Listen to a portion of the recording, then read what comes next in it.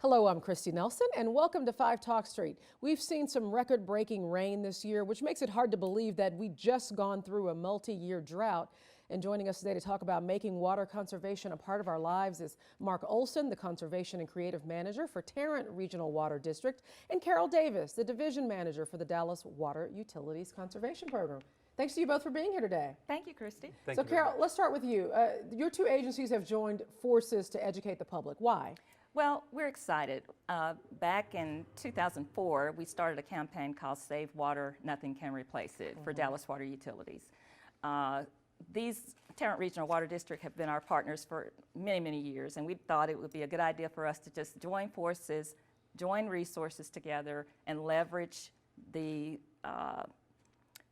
power, if you will, of both agencies in reaching a broader audience with the limited amount of resources together. Okay, so what have you decided to do? What's the campaign, or what are the programs that you're doing? Well, the Save Water, Nothing Can Replace It campaign is just the broad campaign for public awareness, and it's a multimedia campaign. Over these last 3 or 4 years, we've had a spokesperson, if you will, a pitch man called the Lawn Whisperer. It's a tongue-in-cheek campaign. Yes. It's fun. Folks get it, we think. And he talks to the lawn, he talks to the trees, he talks to the shrubs. They tell him what they're feeling and when they need a drink of water and when they don't. And Mark, and we're looking at the commercials now. People do remember these. They are great commercials. Are they making an impact? Oh, absolutely. The Lawn Whisperer is a great representative for both the City of Dallas and the Tarrant Regional Water District, and he allows us to speak to the people in a language that they can understand. And one of his main messages is to get outdoor water use is one of the things that that we've really tried to target, because people use a lot of water outdoors, and it's a place that we can achieve a great amount of savings. And so the Lawn Whisperer is a smart guy. He talks to lawns, and he gets people to tune into the message of watering twice per week or less, especially if there's a chance of rain in the forecast. And what we're trying to do is to get people to know how much water they're using outdoors. Yeah, because sometimes you're shocked when you open your water bill after a hot summer and you see how much money you're actually spending. And almost all of that is watering your lawn, it seems like. Right, watering your lawn, it takes up a tremendous amount of water in a residential setting. And so what we're trying to do is to get people to tune into the climate conditions that we have, as well as to learn how much they need to put out on their lawn on a weekly basis. In fact, we offer weekly watering advice on the Lawn Whisperer's Facebook page, and that takes into account climate conditions from the previous week and rainfall amounts. And then if you take a look at what we've suggested people water, so far this year we've only suggested that they water twice. Yeah. 2 weeks out of this year. Wow, it's amazing. And Carol, is there any way to measure whether or not people are listening and are doing things any differently?